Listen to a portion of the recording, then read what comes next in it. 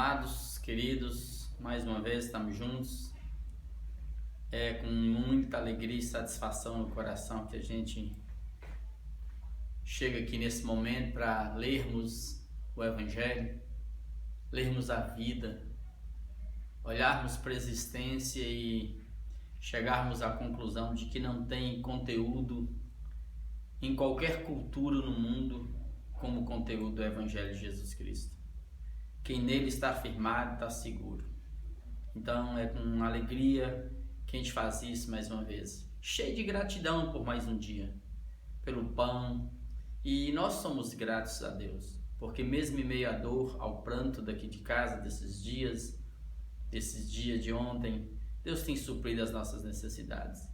E eu quero agradecer a todos que têm nos ajudado, a minha família, que tem nesses dias mandado até o almoço para nós, minha mãezinha tem mandado, meus irmãos, meus sobrinhos têm me ajudado aqui, porque a gente também está de quarentena.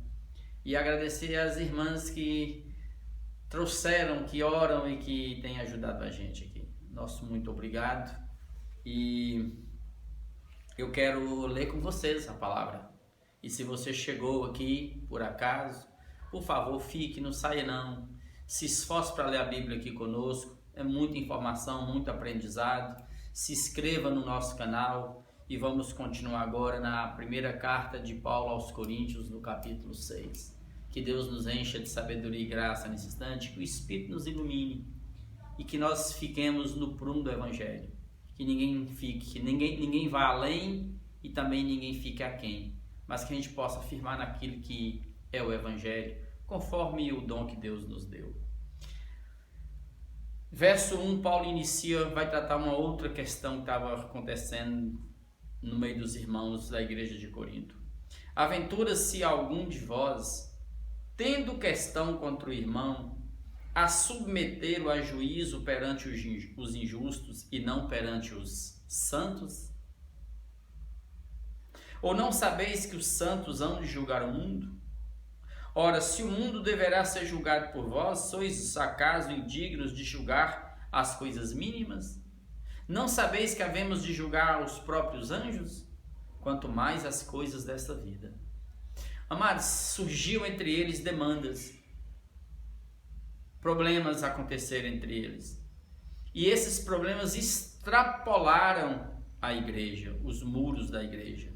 Por quê? Porque eles não deram conta, em função da infantilidade deles, da falta de sabedoria deles em Cristo, de resolver os litígios entre eles. Quais litígios aqui não está explícito, mas poderia ser um irmão que comprou do outro e não pagou, um irmão que emprestou um dinheiro para o outro e não pagou, porque Paulo vai falar de avareza aqui nesse capítulo. Pode ser que escravo e o patrão dele, o dono dele, o senhor dele estava em demanda, em contradição. Ah, você tem que me libertar porque agora eu sou crente, você também é crente. Então eu só sei que os problemas foram surgindo entre eles. E eles iam para fora pedir auxílio às pessoas, iam para os tribunais humanos para poder resolver suas demandas. E aí Paulo fala assim: será que vocês são tão indignos assim de resolver as coisas mínimas entre vocês? Vocês não sabem que nós haveremos de julgar o mundo? Eu vou julgar o mundo? Não, amados, eu não tenho poder para julgar ninguém, o juiz é só um, que é Deus. O que Paulo está dizendo aqui assim é que existe um parâmetro, o Evangelho é o parâmetro. Se você está no Evangelho, você está bem. Se você não está no Evangelho, se você não está no padrão de Jesus, você está fora, você está mal. Ou seja, então aqui o que serve de divisão aqui, de julgamento, é Jesus.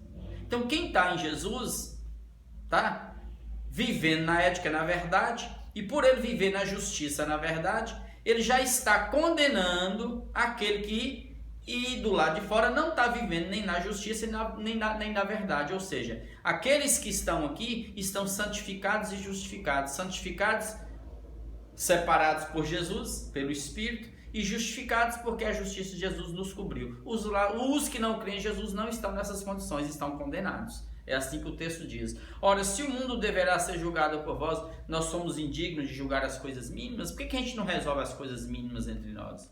Por que nós temos que extrapolar? e expor a vida do outro assim. E aí Paulo faz uma questão difícil de entender aqui,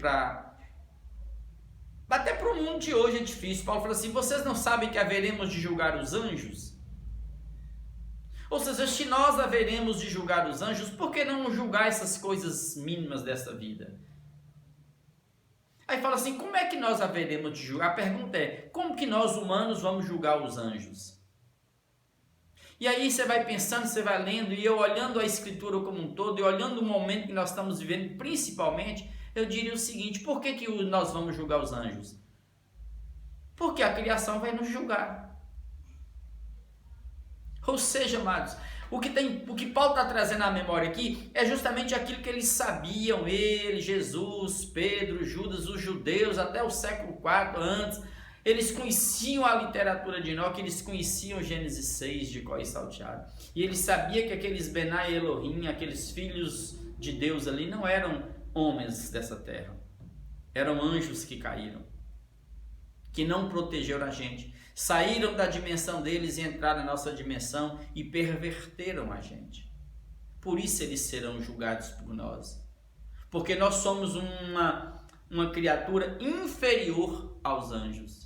Assim como nós somos superiores à criação.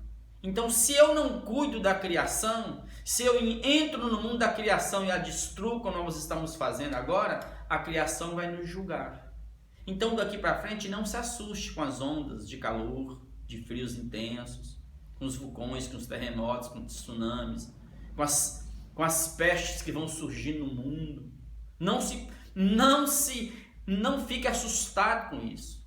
O ser humano vai ficar todo estereotipado, porque eu estou atingindo. Apocalipse diz que Deus virá para julgar todos quantos destroem a terra. Da mesma forma que o cara que dirige um carro, ele é julgado pelo pedestre. Se ele entra na vida do pedestre e machuca o pedestre, o mais forte é responsável pelo mais fraco. É isso que Paulo está dizendo. Então Paulo está dizendo assim: nós temos a mente de Cristo, o Espírito nos habita. Será que nós não temos condições de julgar as coisas mínimas entre nós, as demandas entre nós?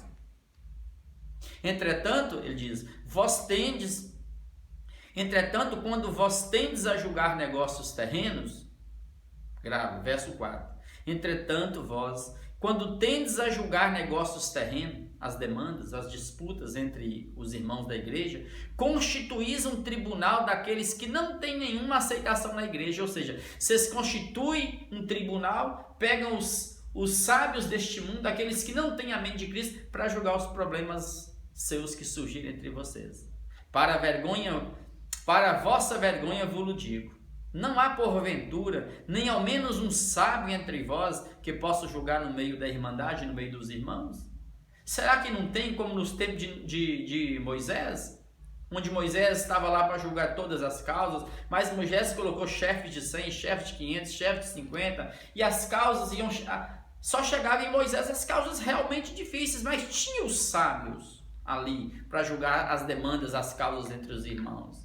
E a igreja de Corinto era uma igreja de fato ameninada, recém-convertida, como crianças andando e engateando.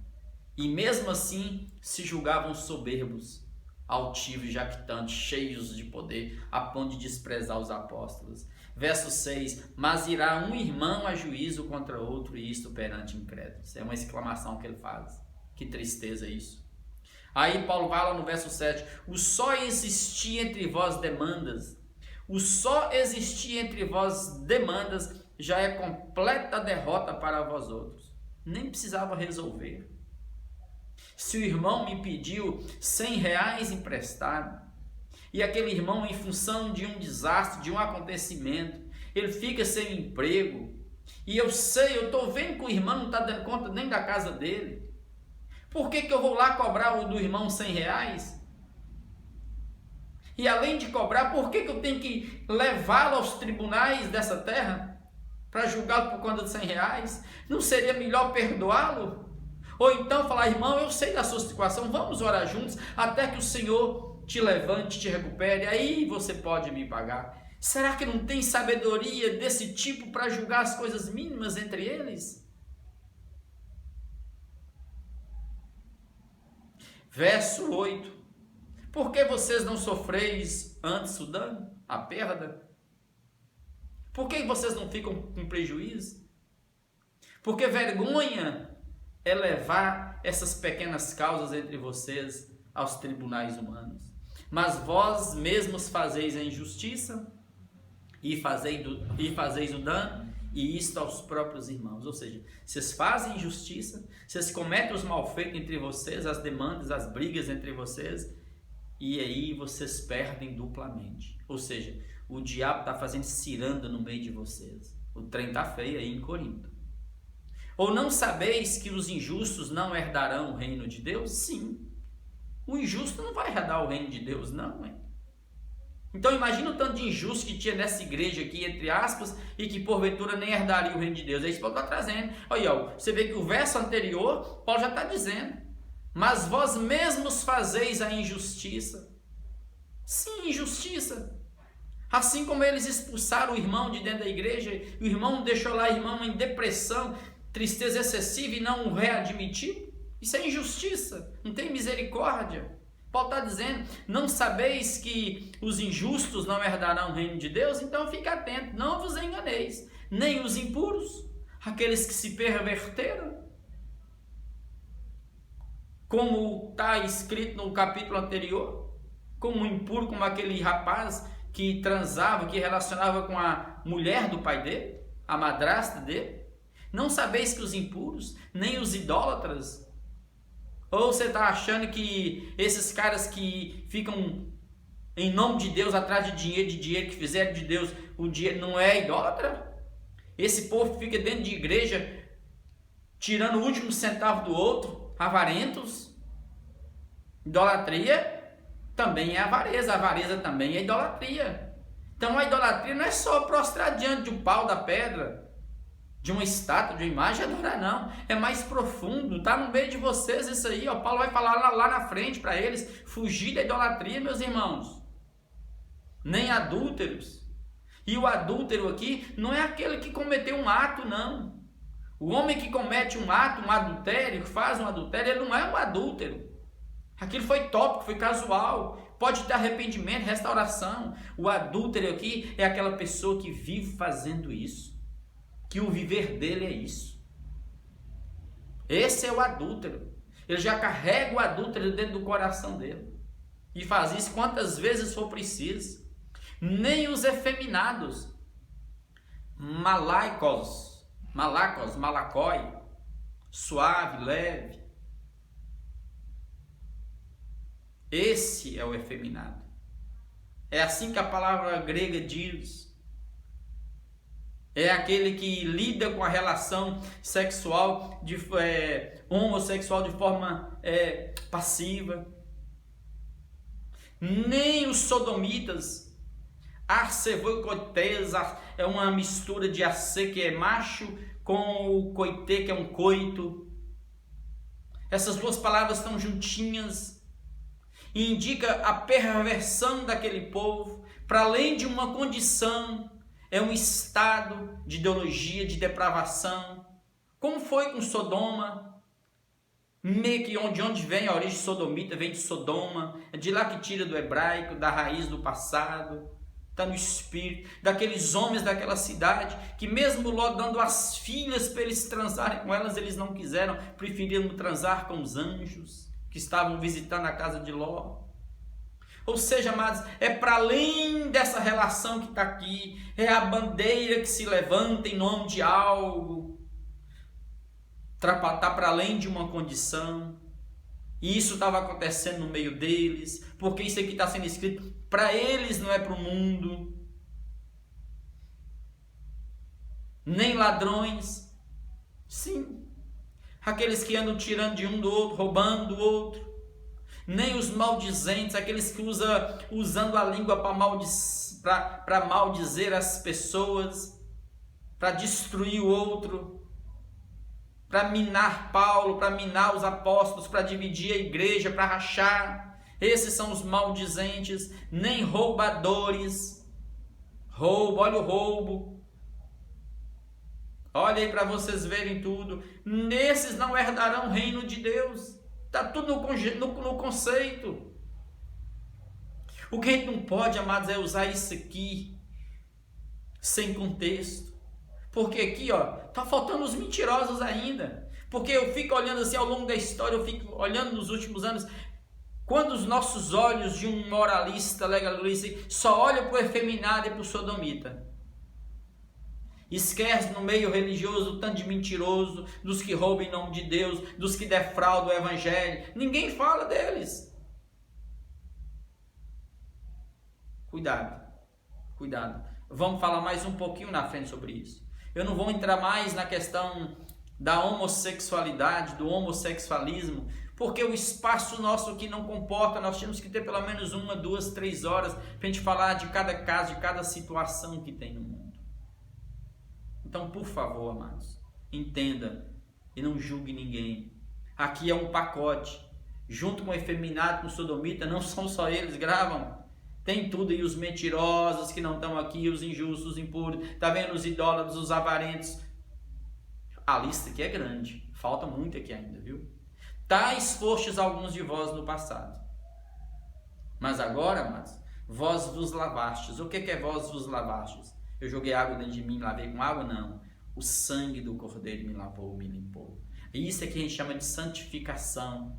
Isso que a gente chama de justificação, a justiça de Jesus. Mas fosse santificados, ou seja, eu fui separado, o Espírito entrou em mim e me separou para Deus, me tornei santo, não um santo como esse que a gente conhece como idolatria, o santo tal, não, mas o que foi separado e santificado pelo Espírito Santo de Deus. Mas fosse justificados, tá vendo? Esse injusto foi justificado pela justiça de Jesus, em o nome do Senhor Jesus Cristo. E no Espírito do nosso Deus que fez isso por nós. E diz mais ainda o verso 12. Todas as coisas me são listas. Todas, amados. Todas as coisas me são listas. Você pode citar o que você quiser aí que é lista. Posso comer carne de porco? Pode, é lista. Posso comer carne de boi? Pode, é lista. Eu posso almoçar todos os dias? Pode. Posso beber leite? Pode. Você pode o que você quiser. Todas as coisas me são listas. E não vem fazer aqui exceção, não. Mas Paulo vai dizer, mas nem todas me convêm. Me é lícito comer gordura? É. E se eu comer demais? Não me convém, faz mal para mim. Me é lícito comer todos os dias, almoçar todos os dias? É lícito, todo mundo almoça. E se eu fizer isso demais? Não me convém, isso vai me dominar, tá vendo? Todas as coisas me são listas, verso 12. Mas eu não me deixarei dominar por nenhuma delas. Nem o comer, que é coisa boa, eu posso me deixar dominar por isso. Meu estômago não é meu Deus. A bebida não é meu Deus. O cigarro não é meu Deus. As drogas não são o meu Deus. O dinheiro não é o meu Deus. Então eu tenho que me encontrar. Paulo está dizendo, olha para o contexto anterior que vocês vão ver. Não se deixe escravizar no processo. Tá vendo? Todas as coisas me são listas, mas nem tudo me convém. Todas as coisas me são listas, mas nem tudo edifica a gente, constrói o ser da gente. Todas as coisas me convêm, mas tem coisas que dominam a gente, controlam a gente, matam a gente, e eu perco a minha consciência. Os alimentos são para o estômago, é óbvio. E o estômago são para os alimentos. Mas isso tudo é temporário, o estômago e o alimento. Porque diz o texto, mas Deus destruirá tanto este, os alimentos, como aquele, o estômago. Porém, o corpo não é para a impureza, mas para o Senhor, e o Senhor para o corpo. Então, tudo vai ser destruído. Essa carcaça aqui, esse tabernáculo, vai ser destruído. E eu penso que aqui, eu não sou muito de gostar de estudar muito esses detalhes, não. Mas talvez aqui já estava presente no seio da igreja aquela questão da separação entre corpo e espírito. O que você faz no corpo não afeta o espírito, o que você faz no espírito não afeta o seu corpo. De forma que eu posso estar aqui agora na igreja, na igreja de Corinto, adorar a Deus, cantar, fazer isso, fazer aquilo, depois sair daqui e ir para a prostituição. É isso que eles estão fazendo. É isso que estava acontecendo. Não vamos falar mais sobre isso quando a gente for falar de Nicolau, os nicolaítas, lá em Apocalipse. Vocês vão ver. Isso é fato. Não, amados, o que você faz no corpo afeta o seu espírito. O que você faz no espírito afeta o seu corpo. Olha para as doenças psicossomáticas, psicossoma, carne.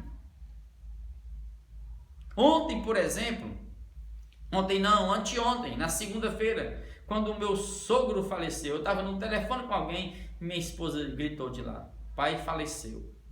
A partir dali eu comecei a sentir frio nos pés e meu corpo ficou diferente. Um problema emocional que afeta o meu corpo. Então, o que você faz, o que acontece no ambiente da sua mente, da sua psique, da sua alma, vaza para o corpo. E o que você faz de maléfico ao corpo, como no caso de uma prostituição, que você vende o seu corpo, aquilo vai diluir o seu ser, sua alma, vai matar sua mente, sua alma. Olha quantos traumas físicos nós sofremos, que até hoje as pessoas têm problemas mentais em relação a isso. É isso que Paulo está tratando. Então, eu não posso separar uma coisa da outra. Deus ressuscitou o Senhor e também nos ressuscitará a nós pelo seu poder, lógico. Eu vou ressuscitar nesse corpo de morte? Não, num outro nível de energia. Porque eu só ressuscito neste corpo para este mundo. Nós seremos como os anjos, no outro nível, em outra dimensão, outro nível de energia. Eu não vou precisar mais disso aqui, não, beber essas coisas, beber água. O mar já não existirá. Essa criação que vocês estão vendo aqui, essa casa, terra que vocês estão vendo aqui, esse cosmos, já não será o mesmo. Vai passar tudo. Não sabeis que os vossos corpos são membros de Cristo? Sim. Nós somos um com Cristo. E eu estou isso aqui é para servir a Cristo. Não é para ser instrumento do diabo. Então, minhas mãos, minha mente, minha boca, meus órgãos todos, sejam eles sexuais, seja o que for, eles não têm que servir o mundo, a Satanás me escravizar, não. Eles estão aqui para servir a Deus. E eu, porventura, tomaria os membros de Cristo, os membros deste corpo aqui, e os faria membros de uma meretriz, de uma prostituta? Eu vou fazer isso? Não, amados, então não dá. Paulo está mandando, então tinha irmãos fazendo isso. E por que Paulo estava fazendo isso? Por conta do corintianizar que tinha. Aquele espírito de Corinto que já estava cheio, a terra estava cheia dele. De forma que eu falei assim, vamos corintianizar o que era? Vamos adulterar, vamos prostituir, vamos entrar na devassidão.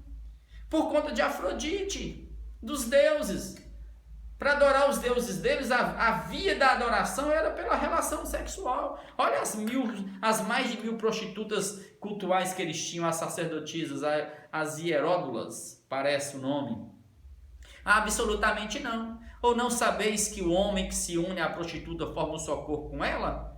Porque, como se diz, serão os dois uma só carne. Então você percebe que aqui, quando você casa com seu cônjuge, vocês não se tornam uma só carne? Por que se torna uma só carne? Por conta da relação sexual. Então é difícil trabalhar isso aqui. Isso aqui é um outro texto que nós tínhamos que discutir em um outro nível. Porque a relação que você tem com a pessoa, no caso aqui, vendendo o corpo, você se tornou um só com ela. Houve uma união ali. Então, uma relação sexual não pode ser banal. Não pode ser sem significado. Não pode ser moeda de troca. Ganhar dinheiro, corromper, destrói, dilui o ser da pessoa. E as que mais se machucam são as mulheres. Quantas mulheres são extremamente machucadas nesse processo e não conseguem sair mais disso? Entrar em estado de dissimulação de si mesmo. Mas aquele que se une com o Senhor é um espírito com Ele. Então eu sou um com Deus aqui agora. É por isso que Paulo vai sempre dizer, nós já somos de Deus, somos salvos, o Espírito nos habita. Então, amados, fique atento a essa questão do casamento. Por exemplo, um casamento, quanto que duas pessoas se tornam uma só carne? É quando eles assinam papel, documento? Não, a maioria que nem tinha isso. Os casamentos eram tudo dentro de casa, relação familiar. Poderíamos citar sobre a prática deles. E quantas pessoas carregam dúvidas e medos e tantas perguntas que se fazem nessa área? Eu poderia citar um tanto que me é feito todos os dias, mas são temas que eu não gosto muito de entrar, porque cada um sabe o tanto que está indo de pecado. Cuidado, irmãos, aqui a gente tem que ter essa atenção. Fugir da impureza, verso 18. Foge dessas impurezas. Preserva. Qualquer outro pecado de uma pessoa que uma pessoa comete é fora do corpo. Mas aquele que pratica a imoralidade, ele peca contra o próprio corpo. Ele está usando o corpo como instrumento, como uma moeda. Por isso que vem a palavra uma prostituição, é um adultério, né? Você está usando o seu corpo como forma de troca. Acaso não sabeis que o vosso corpo é santuário do Espírito Santo que está em vós, o qual tendes da parte de Deus e que não sois de vós mesmos? Nós já lemos isso aqui antes, é óbvio. O Espírito está em mim, o Evangelho tem, minha semente está aqui. Isso aqui é morada de Deus. Deus não habita em templos feitos por mãos humanas, mas Deus habita em você e em mim, porque Ele nos criou, né? Então é isso que é a pergunta. Acaso, por ele fala assim, no verso 20, né, para encerrar, porque fostes comprados por preço. Poxa, amados, você foi comprado por um preço altíssimo, que é o preço do sangue do Filho Jesus Cristo. Então agora, pois, glorificai a Deus no vosso corpo. Glorifique a Deus no seu corpo, ou seja, que por meio desse corpo vaza atos e atitudes que glorifica a Deus, de amor, de verdade, de justiça. Então fuja daquilo que machuca o seu corpo e machuca a sua alma, seu ser, e que entristece Deus, porque o Espírito te habita. Então acerta a sua vida daqui para frente. Se você caminha na prática de relações sexuais ilícitas, foge. Se você entrou nessa questão de ideologias, de bandeiras, de heterossexualismo, de homossexualismo, e uns batendo no outro, para com isso. Seja puro naquilo que você é. Exerça o que você faz com pureza. Quantos héteros que ficam achando que vão para o céu, que vão herdar o céu, mas eles são adultos, são perversos, são malignos. O fato de ser hétero não significa que ele já está no céu, não. Então fuja dos litígios, das demandas. Procure usar de sabedoria. E vamos cuidar uns dos outros em Cristo Jesus nesse instante.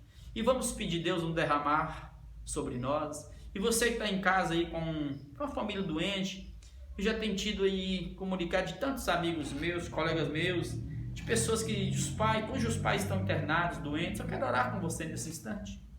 Nós cremos no poder de Deus. Deus está aqui. Deus está aí. Então vamos orar juntos, então, antes de pedir a Deus um milagre. E agradeça a Deus por toda a bondade que Ele tem nos dado. Oh Deus, olha para nós nesse instante. Olha para aqueles que estão nos leitos, isolados, sem visita da família. Oh Deus, abençoa as famílias que estão de fora, esperando, guardando a notícia. Oh Deus, ministra agora, cura-nos, livra-nos mais uma vez da peste. Sim, Pai, machuca, dói, ver pessoas feridas, caídas, debilitadas. Levanta-nos em oração. Os que estão desconsolados nesses dias, visita-os, ó Espírito, consolando-os para além da necessidade deles. Aqueles que estão de luto, cuida, fortalece-nos na alma, ajuda-nos a continuarmos amorosos e misericordiosos uns com os outros, ó Deus, e ajuda-nos a fugirmos da injustiça, porque os injustos não herdarão o reino do Senhor. Agora, Pai, toca-nos. Aquele que está em estado, Pai, de degradação espiritual, traz de volta. Como a gente tem pedido ao Senhor, ajuda-nos a sermos cada vez mais santos e mais puros diante de Ti.